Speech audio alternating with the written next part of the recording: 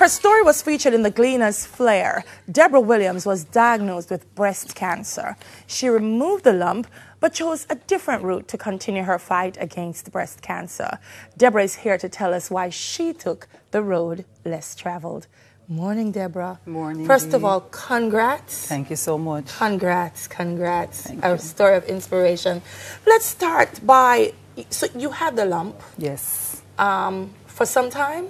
I would say about 4 or 5 months.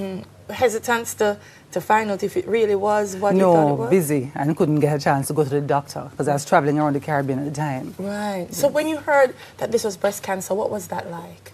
Devastating? It wasn't, and you see, I'm trying so hard to say that with sympathy because people keep saying, how not? Every other woman is devastated, but I was not because I'm a Christian and my faith is strong. So I wasn't devastated, I just knew what to do to reverse it because I had friends who have had cancer, persons who are surviving, those who have died from it, so I knew what to do. All right, so let's talk about this road less travel. First of all, what's important is that before taking the road, you did the research. Yes. And I want to make that clear to the viewers because Right. I don't want people to listen and then say, oh, I'm going to do it without fully understanding what it is. Exactly. You did research and you determined what? I determined that cancer is almost like a virus, and it comes on you because your immune system has been breached.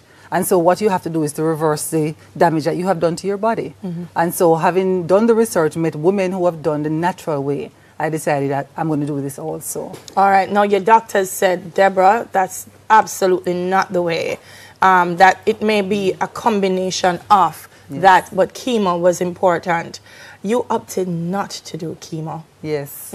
My doctor was angry. If I was your doctor, I would have He been was too. mad. Yes. How difficult was making that decision and sticking to it? It was an easy decision for me, and the main reason is my best friend came down with cancer in 2006. And when he was diagnosed with cancer, I started researching cancer. And I saw him do the chemo and it didn't work, and then he decided to go the natural route. Now he has multiple myeloma, and normally within 2 years you're dead. And this is now 2012, I'm diagnosed, right? I saw my friend go through cancer, and I didn't change my lifestyle. We all saw him, we were there, we saw him do the green juice, and we saw him change his lifestyle. We did nothing. Because you felt I don't have it, so I don't need to change what I'm doing. Exactly, exactly. That's a false sense of security that we all have. Right. You have it, but I'm okay. So when I'm diagnosed in 2012 and I'm faced now with something that my friend has gone through, I said, I'm going to go and do what he did. Plus, I also had a book called Ministry of Healing by Helen G. White. I read the book, and the book was very clear. There are 8 steps to reverse any disease in your body, whether it's cancer, arthritis, diabetes. 8 steps. And it's called New Start. That's the acronym. Nutrition, exercise, water, sunshine, temperance, air, rest, and trust in God. It's the 8 free physicians that we've been given by God, and I went on that path. It's so totally natural because the air is a natural gift. That's why we have to preserve it, people. Yes. Water, exercise, and so on. It's interesting because we're talking about now in terms of dealing with cancer, but what I'm getting from you is you're also suggesting it's preventative. Exactly. That rather than wait until you get there, Exactly. start building up the immune system. You throw away the microwave, flour, everything Yes. in the house. Meat went, no, meat went, yeah. microwave went, white flour went, white sugar went, everything in a tin went through the door. And I went to Coronation Market. Yes. And I started just shopping at Coronation Market. And my entire diet changed. And as the diet changed, the first thing, I lost 30 pounds. That's the first thing, I lost weight. Then my skin and my hair, and I was amazed. And so now I started teaching other women to do this too. Debra, I'm hearing you, but it's not easy. It's not First easy. of all, I find the vegan diet to be absolutely tasteless. I'm sure there are ways to make it. But how do you get away from monotony? That's the first thing on a diet like this. You know, people say to me, oh, but this is boring. And I'm saying, but hold on, how come you eat chicken 4 times a week? I have different seasoning on it. So you know, the season the beans same your way. Curry today. Curry the bean today and beans chew the bean next week. We have gungo peas. We have black eyed peas. We have split peas. We have lintel. We have callaloo stew. We have pap choy. Hello. We have stew peas without the pork. Hello.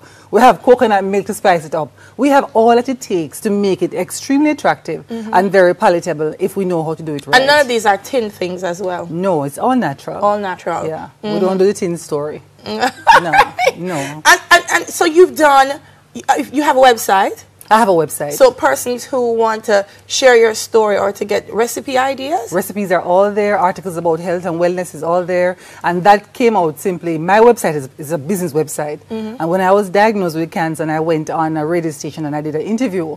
And about 5 minutes after I came off the radio, my phone rang for 3 weeks. 3 weeks straight, with Jamaicans calling me about cancer or diabetes or obesity.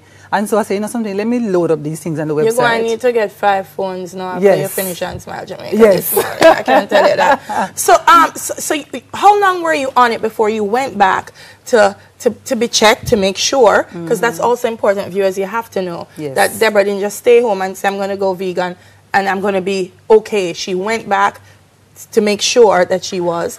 What time lapsed before checking and then finding out you were cancer free? Oh, it was 9 months actually. 9 months? 9 months. When I started doing the program, because I was diagnosed in April of 2012, right? And I changed my lifestyle and my diet completely. And I started doing workshops, just helping friends and just going to different churches and schools and just telling women, listen, you don't have to come down with this thing, you know, it can be prevented. It's not just about screening for cancer, it's prevention of cancer. And so I started writing a book. And in the book, I'm diagnosed, I'm telling them how God helped me, the New Start program. And in December, I finished writing the book. And I'm saying, okay, I need to find a publisher and get this book published. And the Holy Spirit said, no, they're not going to believe you. Who are going to believe you that you don't have cancer? Just because you change your lifestyle and diet. And so I started checking around, is there a test in Jamaica that we can do to prove that there's no cancer cells in your body? Well, there's none. The highest test we have in Jamaica is a CT scan. And that can't prove definitively. And so I went to church one Wednesday night and I heard an elder saying that she was diagnosed with cancer. She went to Miami and did a PET scan. So I started researching the PET scan. And lo and behold, I went to Miami, did my test, and girl, when the results came out, we ball. Jump up and we ball. You ball. We ball. Put a ball to Debra. I mean, I know you feel like ball too. Oh, wow, that's amazing.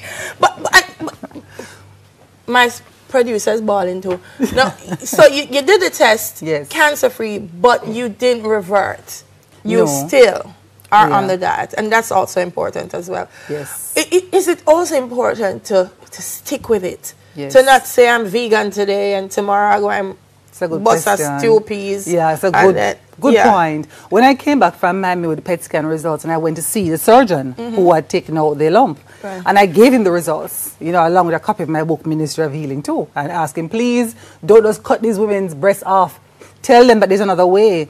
I remember when I gave it to him and he was going through and he was trying to understand what was going on because he was very puzzled. I had stage 2B cancer, which means it has spread from the breast. It is now in your lymphatic system. Wow. That don't disappear. Which means it can continue to anywhere. Because your lymphatic system is your drainage system. So once the cancer hit that, it can be anywhere in your body and you don't know. And so he says, Debra, this is dangerous. You can't. How could it? It can't be gone. Then he said to me, well, all I can say to you is this. Whatever you did to reverse this cancer, understand you'll have to do it for the rest of your life. And I said to him, Doc, you finally understand the point I'm making. This isn't a diet. It's a lifestyle change. And that's where I left him. Debra, inspiring to speak with you this morning. She's not going to leave us just yet. Neville is standing by because she's going to whip up some of the vegan. I see some almond. I see all kind of things over there waiting on us. So she's going to whip up one of those wonderful meals for us this morning. But it's a powerful story. Her website is Debra Williams. It's DebraWilliamsJA.com. JA.com. So go out and check her out. One question before you start. Yes. Why you got rid of the microwave? Because the radiation from the microwave damages cells in your bodies. The moment you turn that on, it's almost like an X-ray. And all that radioactive energy is extremely damaging. Just the fact that you turn it on or the fact that you put food in there? Both, because if you read the instructions, it says when you're running it, operating it, don't stand in front of it. But most of us don't even read the instructions. So the microwave went in the garbage. No microwave. Buy a toaster oven if you need to warm up your food. And use a toaster oven, but don't use a microwave. All right. What we do now? Okay, we're going to make almond milk, right? Because many persons say they have to use cow's milk. And I said to them, stop use cow's milk when a calf. The cow's milk is meant for the All right, come, let's go. All right, good. Tell me what you're doing. Hold on, I need to plug in these things, don't I? Yes, we need to plug those things in. Let's turn this off. All right, beautiful. So here we have almonds, right? And you know we all love almonds. Now, one thing with almonds, when you're going to use it, you will soak it overnight. Soak it overnight. Soak it overnight, even if you're going to eat it. Yeah. Soak it overnight. Next morning, you throw that water. And then you put this in the oven for about half an hour at 150 degrees, dry it back out, and you're good to go. Yeah, Debra, you have to ride and whistle, you know. So. My ride and whistle, ride and whistle. So we have 1 cup of almonds, right? All right. We have 2 cups of water. So we put Where you got this from? You made up this yourself? No, man, this is all on Google. I mean, we must learn to do research, you know. Research. Right. So 2 cups of water, and we use filtered water. Never ever use the water straight from the pipe because it has in chlorine, and that's not good for you. And then now what I do as a sweetener, and it's not absolutely necessary, but we're whistling and riding, 2 tablespoons of honey, right? We cover back the blender, and we press on. And we blend. And you notice how white it's becoming, so we're getting almond milk. Okay. Right, so blend it for a couple of seconds. That's it. And that's it. You're done? The drink here? Yeah, man. I mean, mind you, you need to do it a little longer, but for time, How much longer you need to do it? a couple more seconds. Well, do it All right, couple do more it. seconds. All right, Yeah, do it. because we want the almonds to be completely gone. Yeah. So you don't see those chunks. All right, so we run that.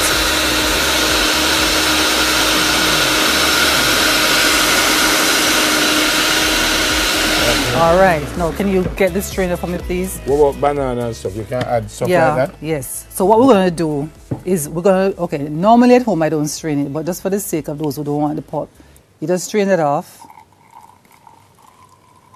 All right. Now I want you to taste it. Yeah, you taste it.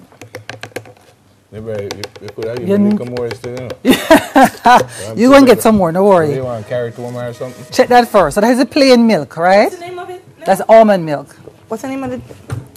What are you drinking? No, what's the name of the drink Yes. overall?